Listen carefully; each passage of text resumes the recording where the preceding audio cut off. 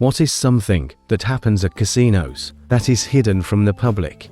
90% of casinos have private areas for the high rollers, politicians, gangsters, and other VIPs. I was able to deal cards at one of those events. I was literally tipped $500 by some guy for keeping the water liquid. My wife is friends with a lady whose husband drives VIPs around for a casino.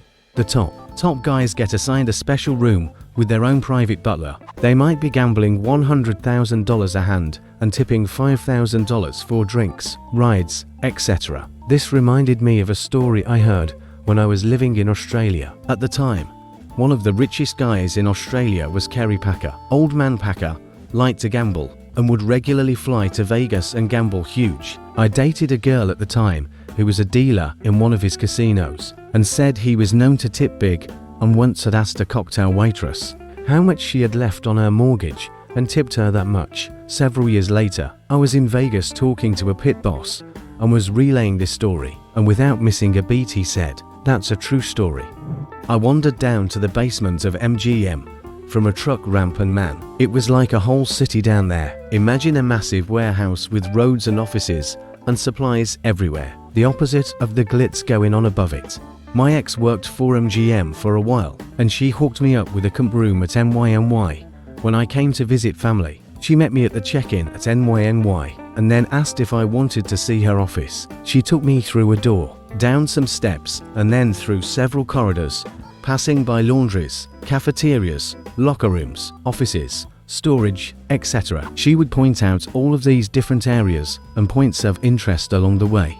And all I could think of, where the hell are we? Are we even in the same hotel? We eventually go up some stairs and out a door, and we're now at the Valet at Aria, next to where her office is located. Granted, we've only walked a few properties over, but it's simply unbelievable how much activity there is underneath those hotels. All the seats they have to replace because of the shockingly high number of people that evacuate their bladders and bowels in them. My friend and I were at a casino, and while I was playing blackjack, my friend decided to do 10 push-ups for every hand I won. He was drunk. As he was doing his first set, the dealer tells me, "You really need to tell him not to put his face that close to the floor under this table." You can't imagine how disgusting it is. Just how much money goes unclaimed, uncollected. I worked in the accounting department at one of the main gaming conglomerates and was tasked with cleaning up their unclaimed property accounts. There were players, aka whales, who deposited millions and just forgot about it for years. If you like to play slot machines, never play penny slots. Those are the machines that make the casinos their most money. Play quarter or dollar machines. You spend just as much or less each spin, and they tend to have better payouts. But your brain says penny slots are cheaper, but they have machines that you can hit $20 a spin and higher. Where I used to work, penny machines had a 14% hold, while quarter and dollar machines had an 8% hold. The hold is how much the machine will win over the lifetime of the machine. The higher the hold, the more you are likely not to win. Also, a machine is never due. They use random number generators that act the moment you hit the spin button or pull the arm. The machine already knows if you have one or not, and everything you see in front of you is for your entertainment. Always use your player's card. Yes, they track your play and try to lure you back based on how you play, but it's also how they determine how they give you things. Every casino has its own scent. They want you to associate that smell with the casino subconsciously. It's like going to the movies and you smell the popcorn and your brain is ready for the experience. I knew someone who hit the jackpot on a slot. It was around $200,000.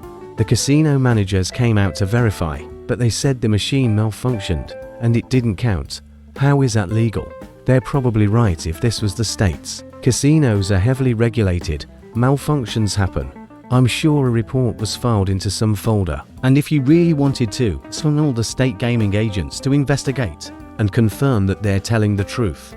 Not sure about Western casinos, but this is for Asian casinos. Asians generally subscribe to the supernatural and definitely the superstitions that go along with gambling. Casino owners tend to hire ghost babies, toyols, or kumantongs, aborted baby spirits to kind of curse players into losing. Superstitious players will bring candies, toss them under tables, so the ghost babies leave them alone because of the candy bribe and let them win.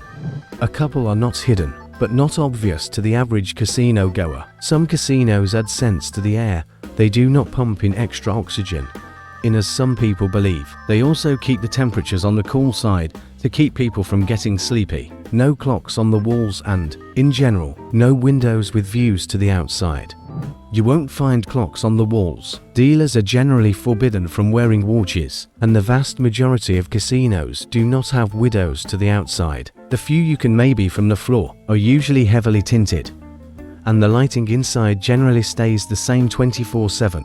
This is because they limit your ability to tell time as much as possible, to the extent they can control, so that you're more likely to lose track and stay longer. The longer you play, the better the odds of losing, because the odds are always in the house's favor. Any game that requires some version of commission for a wager, banker in back, means that the odds are either even or ever so slightly in favor of that wager. So they add a commission to even it back out. No game added to the floor is random. All the odds are figured out way before it's ever even considered being offered from sale.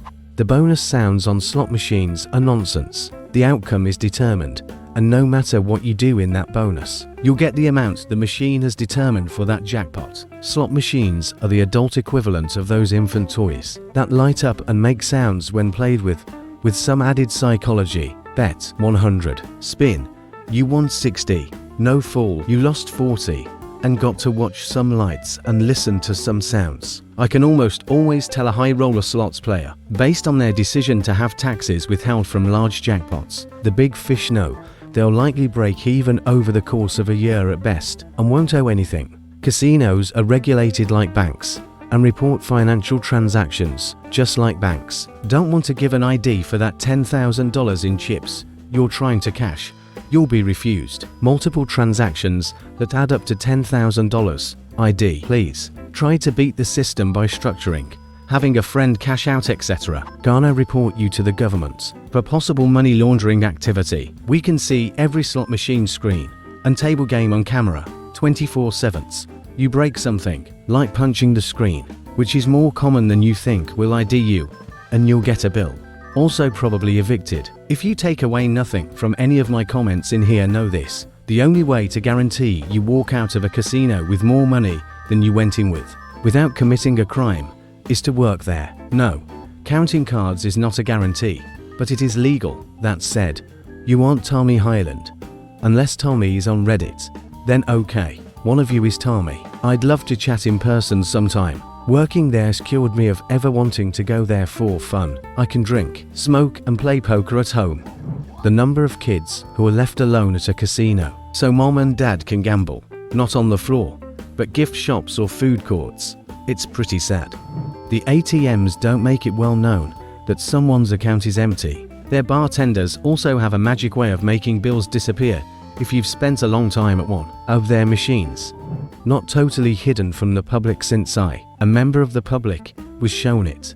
But major casinos in Vegas have an armory room, stockpiles of weapons and tactical gear. Was staying at a casino on the main strip and had a number of guns with me for a meetup at a nearby shooting range, and asked the front desk if they had somewhere I could keep them, since I didn't really like the idea of leaving them unattended in my room or car. A security guy came out and said follow me to the armory, and led me to an extremely secure room full of all kinds of rifles and vests and whatnot. Pointed to an empty locking cabinet I could put my stuff in, and gave me a claim ticket to pick them back up again later.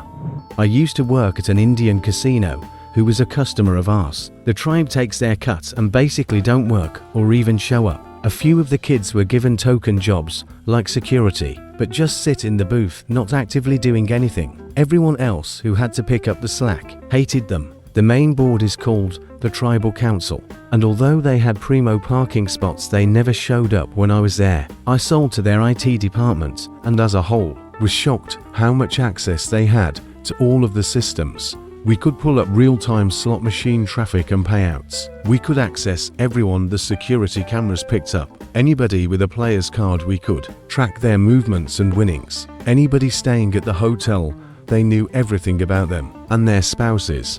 Share in the comments what secrets you know about casinos. Thank you for watching. Don't forget to subscribe for more.